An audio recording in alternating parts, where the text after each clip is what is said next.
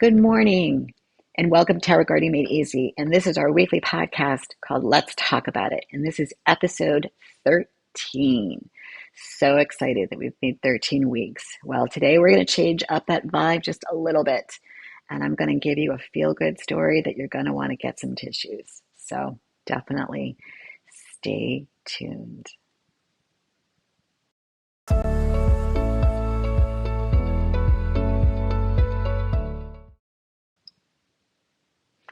All right. So I found this story today, I should say this week. And boy, did it resonate with me. It really just made me read this several times, and it's just wonderful. It really is. It's about a boy who's got a little depression going on and struggling, and in the society that we've talked about of this hurry up and wait, and not really looking at the bigger picture. This grandmother did something really special, and she bridged the gap between the two of them in a wonderful way using gardening.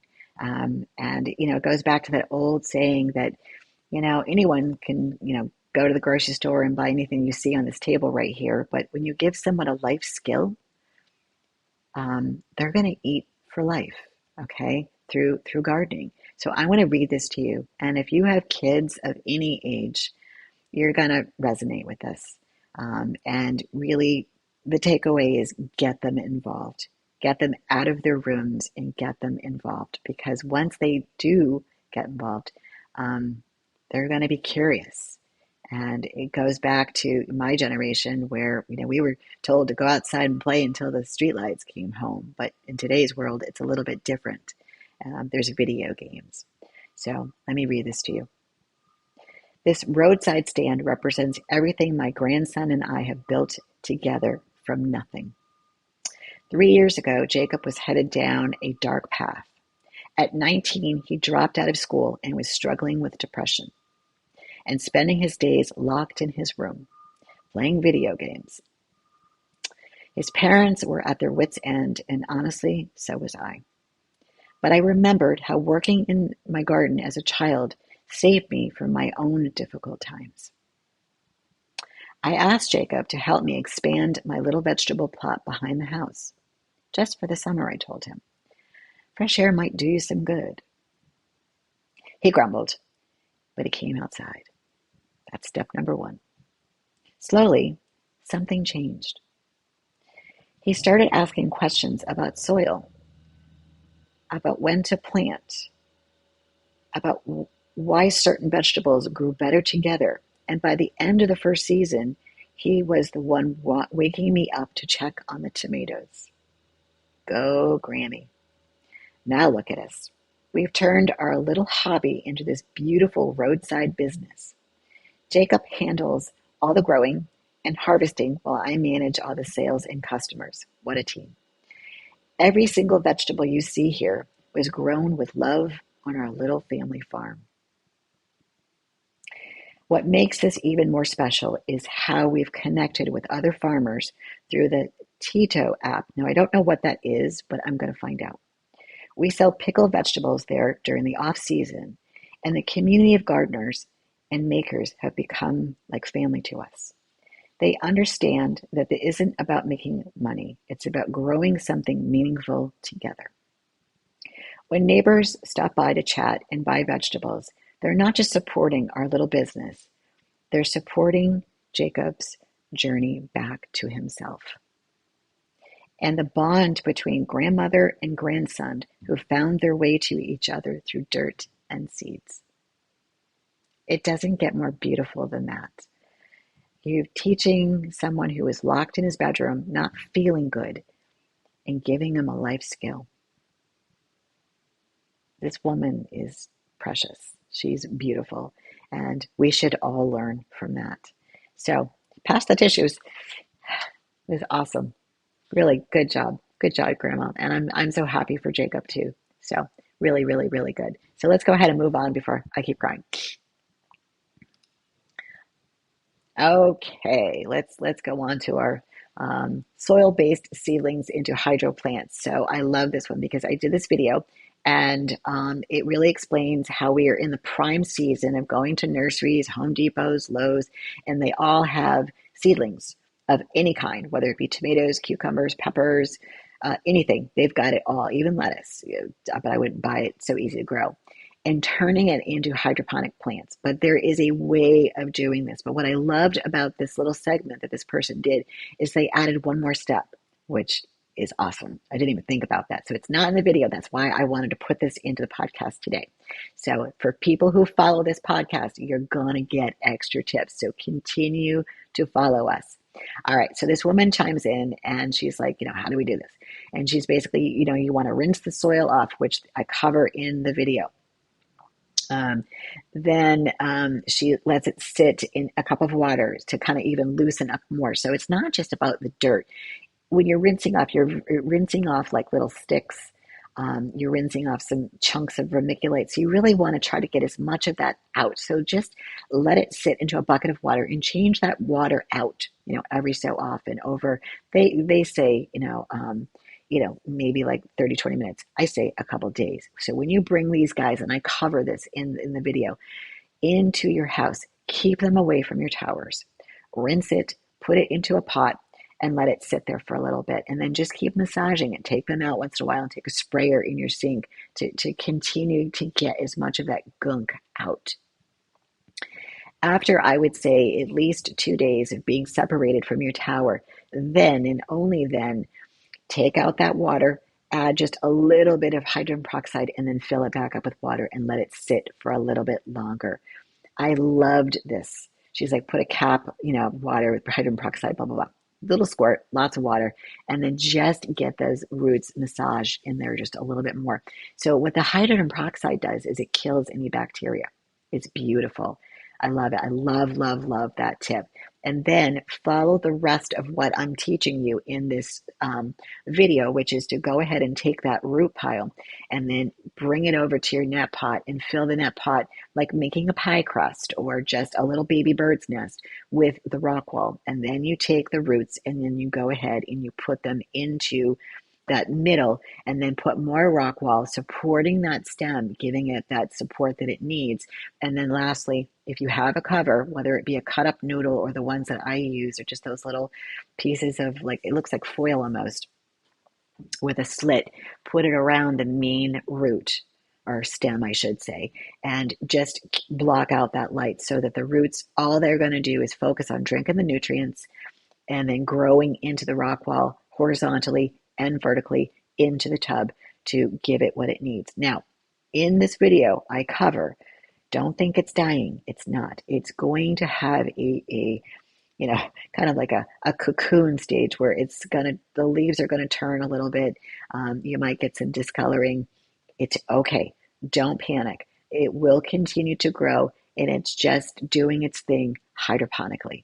Don't panic. I thought all of my peppers that I planted in here at some level were going to die, and they didn't. Even one, I looked at it and go, all the leaves are gone except for like this one. And I go, I'm just going to leave it. I'm going to see what happens. And sure enough, it started to grow from the crown. And then now I've got leaves everywhere. Not on this particular one, but the rest of the ones that I planted, they actually all have flowers. So have faith in whatever you're planting. Don't give up on them. You can transfer just about anything into a hydroponic system and get it converted over. You can do it. Believe in yourself and watch this video and then take that last little tip with the hydrogen peroxide. But listen, the more you can let them sit in water away from the towers, like even a couple of days, you're good to go. I'm going to be doing a video on marigolds, and I don't want to spoil it, but they've been sitting in water now for a few days on my kitchen island. And believe it or not, this morning I found a little cricket that crawled out of one of the flowers. So the more you can leave them away from the towers, the better off you are. And they're sitting in clean water, so it's totally fine. And they don't need nutrients, just plain old water, just right now, and then pop them in the tower. So that's how you do that. Oh, this darn blue hose. Okay, so if you've got tower gardens, you're very familiar with it, what they call the swivel pipe. I just call it the blue hose. This poor girl, I feel bad. I have been there. Okay, so I really just want to go through this. She says, I have a brand new unit indoors. The pump is not pushing the water up the hose, and she has to kind of bring the pump out of the water to let it breathe, put it back down to get it to pump. So I'm going to start by saying this. If you have more than one tower, I strongly suggest you have an extra swivel pipe and an extra pump.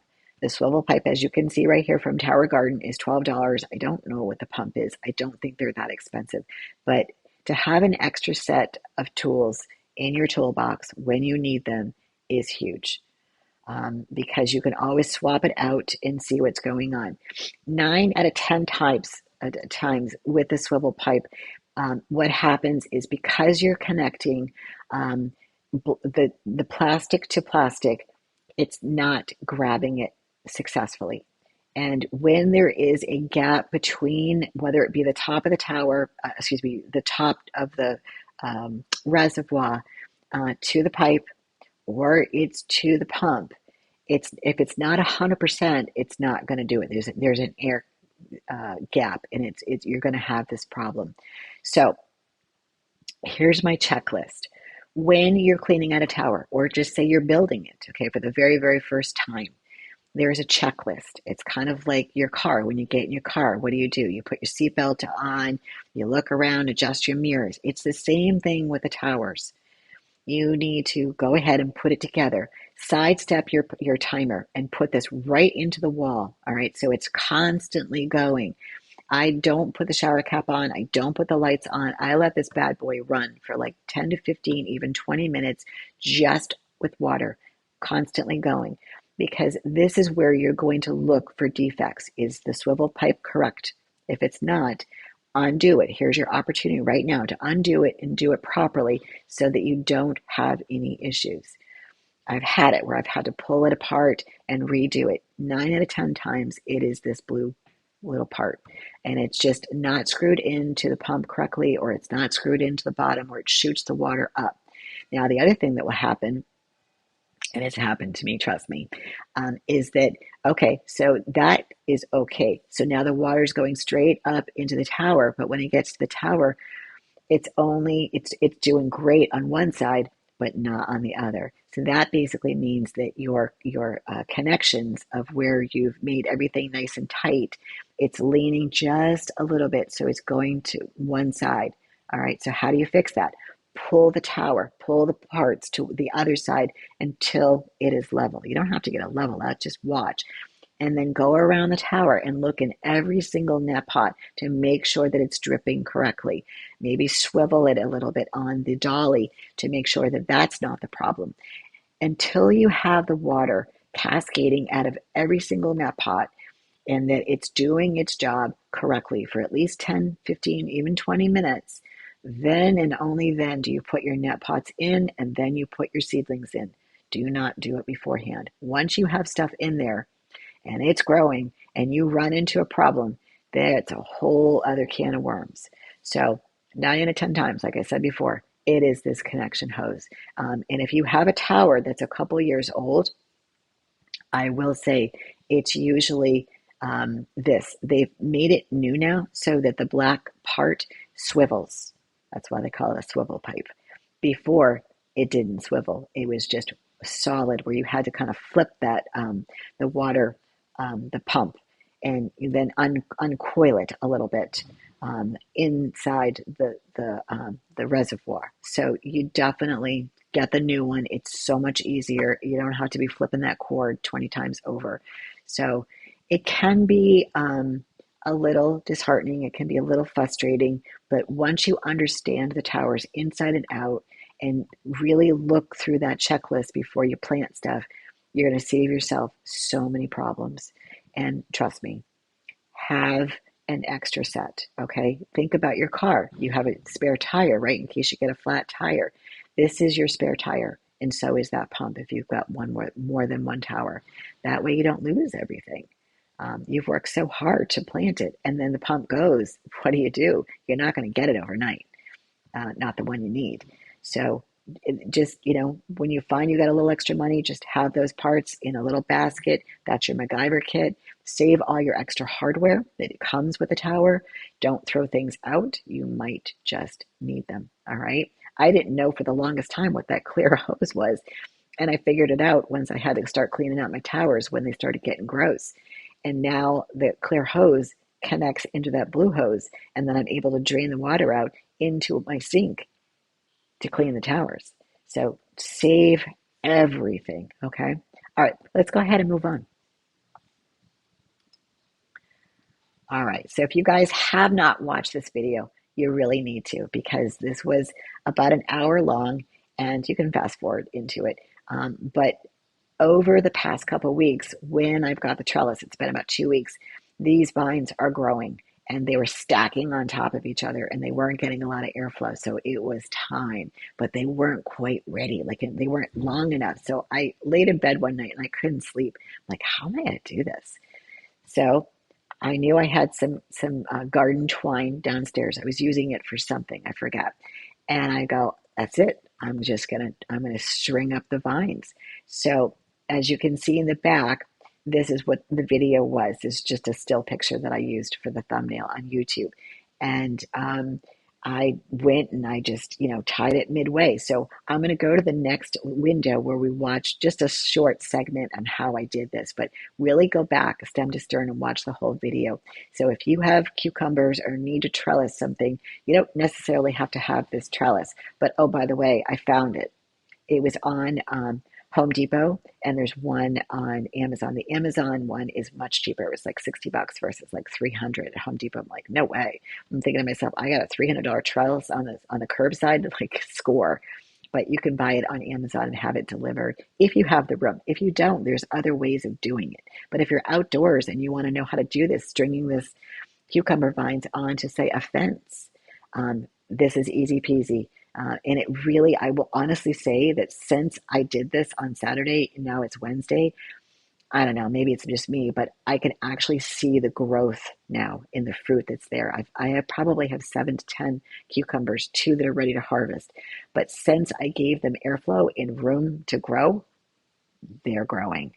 And it's wonderful. So let's go ahead to the next thing where we actually watch this, the next segment. I will apologize for the color. The plant looks great. I look washed out, and I just think it's from the LED lights. So here we go. And let's find another branch. I think that's too short. So as we go, I might do a little pruning if I see something that got squashed because it wasn't getting the airflow that it needs. They were stacked 4 on top of each other. But here's a guy. This might be a stretch, but it really would kind of give it, if I come out to maybe like here with a string and then encourage it to coil over. So let's go ahead and do that. Every day I've been like stretching these vines going, are they ready? Are they ready? And I'm going, they're going to die before they're ready. So I had to come up with, what I call a MacGyver move of, how do I get them on this trellis? And I just said, oh, why don't I just tie them? That makes it much easier. If you look straight through, you can see one of the cucumbers right there that's pollinated and growing. And they're growing by leaps and bounds now that they're strung up. So again, I'm going to come. Here's another pollinated cucumber that I haven't seen because it's hidden. So I'm going to go right under this little knuckle. I'm going to give it a little tie here.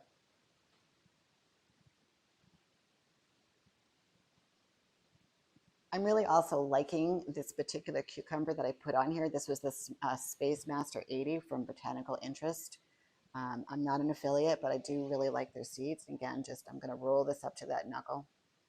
And then I'm going to slightly just kind of twist this off and then find kind of that natural. I might even just go there if that's kind of like. So note this. So obviously the cucumbers are all in the net pots. And so what I was doing here is that's in a net pot that's probably like, I don't know, halfway on the tower. So that's where I was doing this. I didn't want to overstretch where it was coming out of the net pot. I was just trying to find that natural balance of where it came out, where it was growing, to where I could have it, continue on. A hook, which is part of the trellis. and then just tie it there. And always move it when it gets a little bit bigger. Actually, got a little slack there. Give it a little double knot.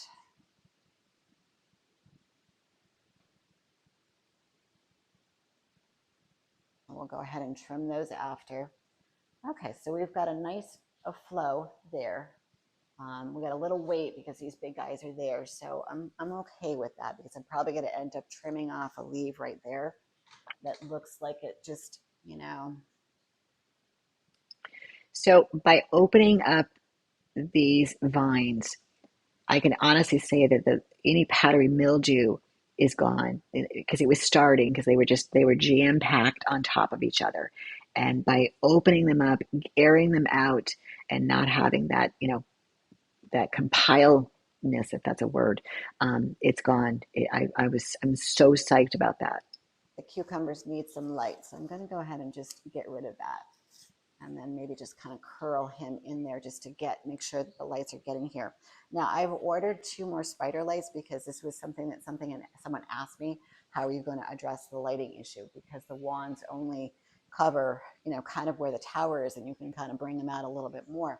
So with the spider lights, they clip onto anything. So my plan is to run an extension cord from the power strip over there, and then one spider light will go here, and then one spider light will go on the other side, and then I can separate the wands and kind of fold them back a little bit, and that will cover the sides as to where they're trellising on. And those can be found in Tower Gardening, madeeasy.com, in the essentials, nursery essentials. They're not expensive. So I'm just going to add here a little bit. So we all know that our towers are round and that the lights kind of come around and you just kind of bring them out as need be. But what I did was I made the tower and the vines flat. I know it sounds kind of silly, but I did. So the vines are coming out but they're flat. So the 2 front wands I pushed out just a little bit, and it's actually giving enough light right now to the front. And I did the same thing on the back. So they're actually probably getting more light than they did just being, vertical on the tower. So I'm not going to add the spider lights just yet, but as they grow out and grow on top, that's when I'll do it. But right now they're actually getting plenty of light. They come 4 heads, I think, in 6 heads, but I think the 4 is just fine. I think the 6 might be overkill. All right, so let's find another vine. All right, and the other thing too with the spider lights, they're not expensive, and you can actually reuse them on any tower because they come on a clip. So if you ever look at my nursery, they're just clipped onto the sidebar, and I just maneuver the lights wherever I need them. Whoever invented these, God bless you. They are the best grow light I think I've ever stumbled upon. The ones that are on the nursery, it's great for like if that's all you have, but once you grow out of that top, you need something to have you can move them around. I mean, I guess you could take them and put them up somewhere, but the spider lights, oh, they're the bomb. I absolutely love them. So go ahead and purchase those. You won't regret it. All right, let's go ahead and move on. All right, the struggle is real. Hi, everybody. I'm really struggling with my hydroponic tower and could use some advice. Oh boy. All right. So the pH is rising to 8.5 within a day, even though I correct it between 5.5 and 6.0. All right, I'm going to stop right here for a quick second. I know in the past I have said, master your skills, master your greens, master your different phases. And then last week we covered master your nursery. And that's where this is. People get so excited, and I'm going to just back up one step further. So these towers, not Tower Garden per se, but there's another version right now are being sold at Costco. I actually saw them on a Facebook reel, and I was like, oh my God, that's so cool. They're like a smaller version. But here's the thing. You go home and you're so excited. I'm going to grow my own lettuce. I've been there. And I didn't know that. Heck, what I was doing. I was just watching video after video after video and just throwing spaghetti at the wall. And now that I understand that there are steps that I need to follow, I never break them because I just know it's a disaster if I do. I can honestly say that I've never ever taken a seed in a piece of rock wall that was dry and thrown it into my tower. Never. And it's not going to happen because it's a different animal when it's a seed versus a seedling. Okay. And the tower's got cascading water that just is too much for the seed. So I'm going to back up here. So this person, I don't know which tower they're using. I don't know if it's a Costco tower, but I'm just saying that she's very excited. And she went ahead and I made the mistake of not pre-soaking my rock wall. I think what she did was she took just basic rock wall and she stuck it in her tower and she threw in lettuce seeds. Now, lettuce seeds are pretty indestructible, and you could probably do this in your tower, which I don't, but some people do. Now, the rock wall is compiled of God knows what, all right? Who knows? And you definitely need to rinse it not once, not twice, but maybe three times just to get that whatever's in there out. You don't want that in your tower. So you're mixing that with your tap water, I'm assuming, and then you're adding your nutrients and you're balancing the pH. And her tower from this picture looks clean. Okay, it looks shiny. There's no, residue. There's nothing seeping through the sections of the tower. So it just tells me that it's new, that she got this shiny out of the box and says, I'm at it. I'm doing this. I'm growing. And good for her. I love it. I love that. But the water, not so good. And that's what is going on. So if you ever run into this and your water is just like nasty, it's brown, it's dirty, and you got some type of foam, if she didn't clean it like from the get go out of the box, it could be just some resin that's coming from the factory. Don't ever use soap. Use, basically, I use water. Are you ready for this? I use plain old water and I take hydrogen peroxide and I squirt it like I'm cleaning a toilet bowl, and then I just wipe it as I'm draining the water, and that's it. I don't use any soaps, nothing, because that resin, you're not sure that you're getting it all out at the end. And if you don't, then it's now in there for good until it just fades away. But this could be the problem. She may have used some type of soap. I don't know. But what I will say is that you just want to keep that basin as natural as possible. And it just could be the compartments or whatever that's in your rock wall and your water and whatever you put in there that's doing this. So I would say drain that sucker, wipe it clean with a little bit of hydrogen peroxide and water, fill it back up, balance it with your nutrients first, and then balance your pH, and then go from there. Who's to say what's going to happen with your seedlings? I don't know, but just as a rule of thumb, follow the steps, and you won't have this problem. But the struggle is real. So you guys, sometimes people learn the hard way. And listen, I do it all the time. I'm an Aries, so I'm just like, I'm doing it my way. I'm not going to read the instructions. You know how I taught got my lesson? Buying some IKEA stuff. If you've ever put together IKEA stuff, it's pictures, and you're like, what do I do? And they give you this little Allen wrench. So, you just have to slow down, and sometimes that just takes a little, a few years, and then you like, let me read the instructions first. All right. So hopefully, this person will do that. And if you're watching, just follow the steps. Learn your nursery, learn your seedlings, learn your nutrients and your pH, and move on from there. And you can always reach out to me. Okay. I'm always available. So let's go ahead and move on. So it's Let been me so let me stop this. So pumpkin challenge update. Yes, let's do it. All right. So last week, it's been 7 days since we did this video, where I did the second video where I put the seedlings from the nursery, because I always do my seeds in the nursery, and then I put them in the tower. So here they are. It's been 1 week. And as you can see, we're going to watch a little video in a minute, but the picture right here, these guys look really good. So let's go ahead and watch this.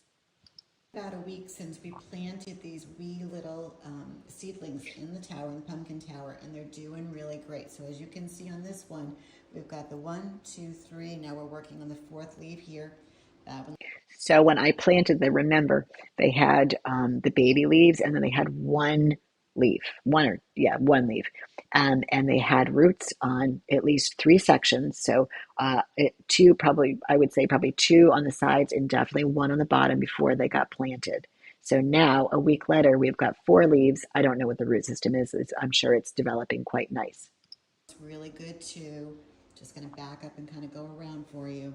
They're all doing great. I don't see any yellowing or browning or burning. I've got a couple that I need to put some covers on, as you can see right there. So a couple of them weren't quite ready to go into the tower. Remember, I only had like eight, and then the rest were left back in the nursery to continue to grow and develop. So I had a few more over the week that I popped in just as whenever. And as you can see, right where my hand is, look what's going on. It's all the top of it within like 2 days got complete algae. So I need to throw a cover on there to block the light to kill the algae, and then it will start to really, really, take off like the rest of these guys. But algae happens like overnight. So, you just really, really got to keep an eye on it. And again, I keep saying I'm going to do this video on the rock wall, and I'm almost ready. I wanted to take some pictures and show you guys the difference between what happens with one rock wall versus another, and how quickly one gets algae and the other one can last forever and never. So I will do it, I promise. Put that one in after, and then right there as well. So they're all just doing really, really great. There were a couple that weren't ready when we did the original planting, so they're a little obviously behind. That would be one of them right there. But all in all, for a week's worth of growth, I really think that this is doing quite well. And again, just so people understand and know, the pH, I'm keeping it around 6, and I'm also keeping the nutrients right now set at 1.8. This week, probably I might bump it up to like 1.9, 1.95, somewhere in that range, just to give them just a little bit more. And the top there, I got a little celery and a little arugula. So that's our pumpkin update for now. Okay. And then lastly, I think I still have a few that are ready for the tower, but I have decided that I'm going to leave, I think, that bottom net pots open, and the ones you see right there probably open too, because these guys are going to grow and they're going to get aggressive. So I'm going to go ahead and just give them the room that they need and probably just toss out those seedlings, probably scrape them out and recycle the rock wall, because I don't want to overcrowd them. I don't have another area for them to go unless they're going to go outside, which I don't have the room as of yet to do that. But yeah, we're going to just give them that extra space that they need. So that is the update. We will definitely continue on this journey, but they're doing really great. And as we go down the road, I'll make sure I update you on what the nutrient levels and the pH. The pH, it's so funny on the paper when you look, if you downloaded that on my website, it says anywhere from 5.5 to 7.5, which means whoever created that, because it wasn't me, I just copied it, they don't have a clue because no one's grown pumpkins on a tower before. So they're going, I think, off of like maybe what a squash is. So um, I'm going to keep it where I keep most things, which is right around 6. That seems to be the happy number. So let's go ahead and move on. What's on your tower? So I saw this and I always try to find one tower that I really, really love, and this is it. So it's very naturally grown. It's outside. So she's got, or he, I don't know who grew it, native black-eyed Susans in the tower. I just love it. They're so pretty. When you see them in the wild or just, out in nature, it just represents like summers here. So if you're up in New England, our winters are long, our springs are long. And when these guys start to bloom, you just know that you're in the heart of like some really good warm weather. So, oh, it's just so nice. Um, and then they also have in the garden, they've got some beans, kale, herbs, tomatoes, cucumbers growing. So let's just take a peek. So at the very top, it looks like the top left, they've got rosemary. On the top right, it looks like she may actually, or they may have, it looks like chive almost because it's like straight up and down. And then on the bottom right, it looks like she's got cucumbers there, but those black-eyed Susans have really grown.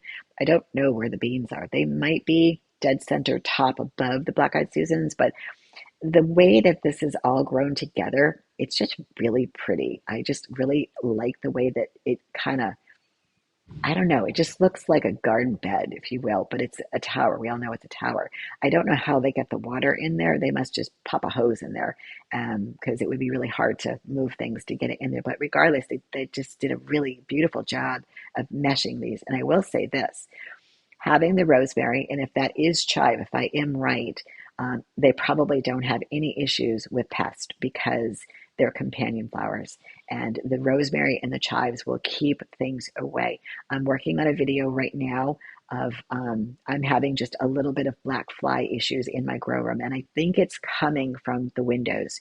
As again, we're putting in about our backyard a pool, and they have dug everything up, so there was piles and piles of dirt. So there wasn't a lot of grass back there. So they're kind of coming through. I don't think they're harming anything. I don't see any nibble marks anywhere, but I want to nip that right in the bud. So I'm going to be working on a video. So keep your eyes open for that as well. But the fact that she's got companion in there, she's probably good to go. They're not going to be bothering her cucumbers or her beans. So whoever you are, beautiful, beautiful job. Really nice. All right. So last week we brought you the desert flower, which blooms once a year. So this popped up in a feed this week, which I just thought was amazing. So this is a corpse flower, and it is native of Sumatra, and it grows. Basically, this one is 14 years old, and the last bloom in 2018. So they really only bloom like every 4 to 5 years. Now, I know the closest one to us, I think, is in New York. It's in their like horticultural center that they have, I think, maybe like out in the Bronx. Um, I almost went there once when this was blooming, but this is on the right-hand side. You can see where it's closed, starting to bloom, and then this on the right obviously is bloomed. And it's a fully opened, bloomed, lasts around about 48 hours, and supposedly the stench is pretty bad. It's like a corpse, and I guess what it does is it attracts um, insects. I don't know. They're pollinated, I guess. I don't know. But what I do love is it kind of looks like a ballerina upside down. It really is kind of a cool flower. If I went to go see it in person, I'd probably wear a mask because I've heard that the smell is it's like a rotting corpse.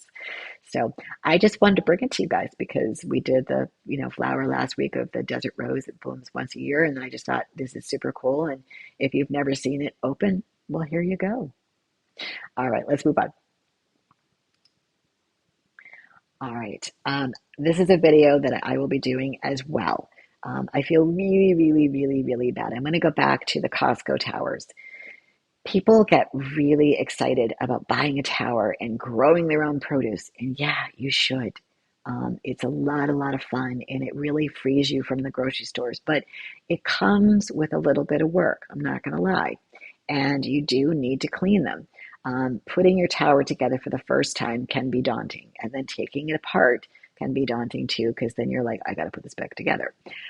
Now, the recommended, at least for tower garden, is they say basically twice a year. I probably will do it every 3, 4 months. If I've got to turn a tower over for some reason, I'm just going to take it apart and clean it because if you're able to clean it when there's nothing in there, why not? It doesn't take very long to once you know what you're doing, it doesn't take long to do this, but I feel bad. So this poor person, she's like, I was so excited when I bought my first two towers over a year ago, but I honestly didn't know how hard it would be to clean them and take them apart. My back is so bad, it's too much work. This is when you have to enlist a husband, a spouse, a partner, a friend, someone to come over and help you. It's not difficult, but taking off lights is. Okay, so if you've got lights on your tower, there is a way of doing it. I should do another video on this because I discovered a very easy way. So look at my tomato tower right here on the right. This is actually going to be going away very soon. I've decided that I haven't cleaned it since I got it back in December, and she's really getting very dirty, even though she's very healthy and she's producing lots and lots of tomatoes. However, I have one home tower that's got fruit and it's ripe. Some of it's ripe, so ready to be picked. So I have, tomatoes, so I don't need this anymore.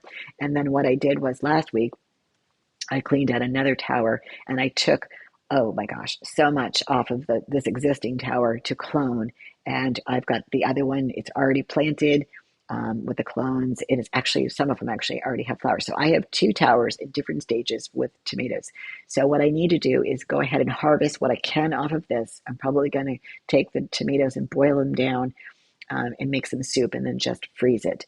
But I'm going to take this apart and I'm going to clean it. And how you do that is your dishwasher. So if you saw me early on outside in the cold with a power washer, you can do that in the summer if you want to. But honestly, the easiest way, because I'm indoors and I'm probably going to stay indoors a little bit longer, is citric acid. And what you do is you take your tower apart and you take out any extra parts in your dishwasher. So when you look at the picture of the dishwasher, this is very much like mine. The top part, which is where your silverware goes, take that whole drawer out. Okay, and then if you've got a little silverware compartment in the big basin on the bottom, take that out as well. So you should be able to get 4 components of the big sections in the bottom, and you should be able to put all of your baby green section on the top along with your shower cap.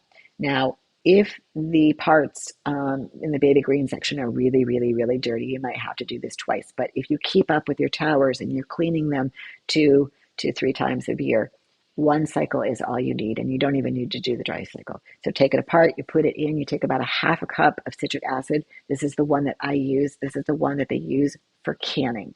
Honestly, I didn't know that it worked until I tried it. And believe me, tossing those parts in there, hitting sanitize, closing that door, I'll see you in 2 hours is all I need. I take it out, I hand dry it or just let it air dry. I bring it back downstairs and I can put the tower back together. And then usually I've got seedlings ready to go. I don't know what I'm going to put in this tower yet. I actually might separate some squash that I've got going on one tower.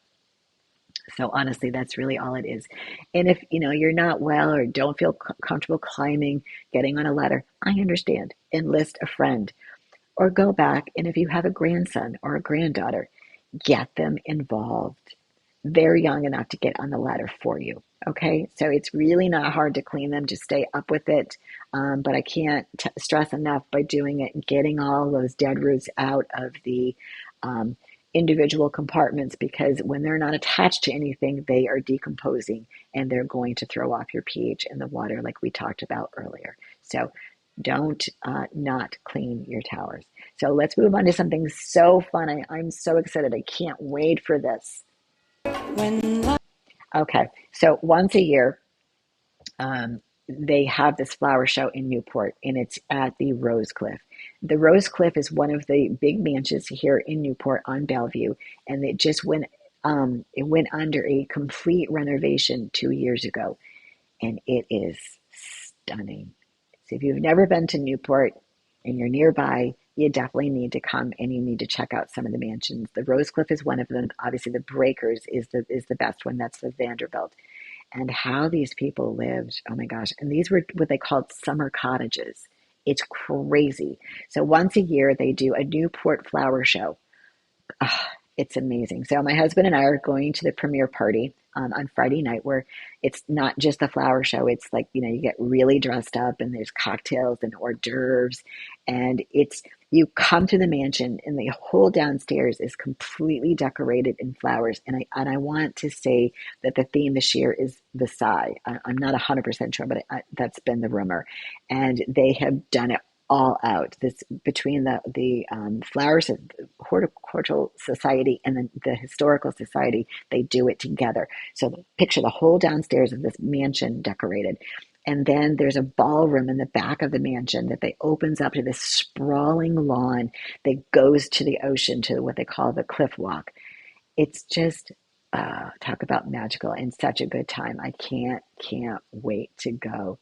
I've been pining since like March to do this. So you clearly know what the theme of next week's podcast is going to be about. I'm going to try to take as much video as I possibly can without getting in trouble, and bring it to you guys, because it's just, oh, I can't wait. I can't wait. But here, this gives you I think this is of last year's, and this was the day of, this was not the premiere party. So someone did this clip of just people being in it, but at least you're going to get a flavor of what I'm bringing to you next week.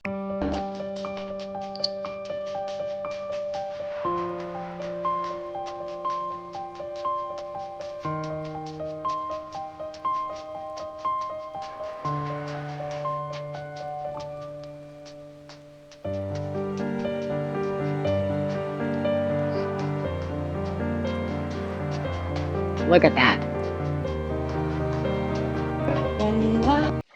So that sprawling lawn, man, it's just gorgeous. And I forgot about the water feature. There is a water feature out there. So needless to say, I have my dress picked out. I've got my shoes all picked out. I just need to go and do the essentials like, manicure, pedicure, stuff like that. So yeah, I'm really excited and I can't wait to share that with you next week. So let's go to our pick of the week. And you guys could probably guess what I'm going to do. Yes, it's the story of the grandmother and the grandson and just getting the kids involved.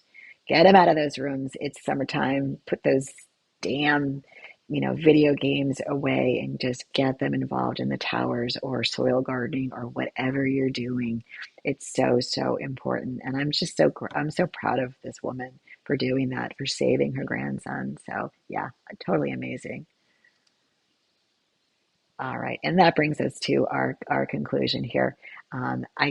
Thank you so much for joining me and joining me every week and watching the videos. There's lots of traction with the channel, and I'm so blessed with the community and everybody watching and asking questions because that's what makes the channel grow. And I've got some really great videos coming to you.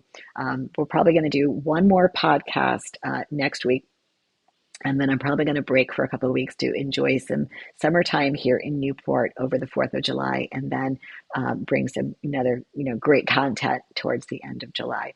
So we will see you next week. Clearly, the theme is going to be all about the flower show, and it really is quite spectacular. So if you're in the area, definitely go.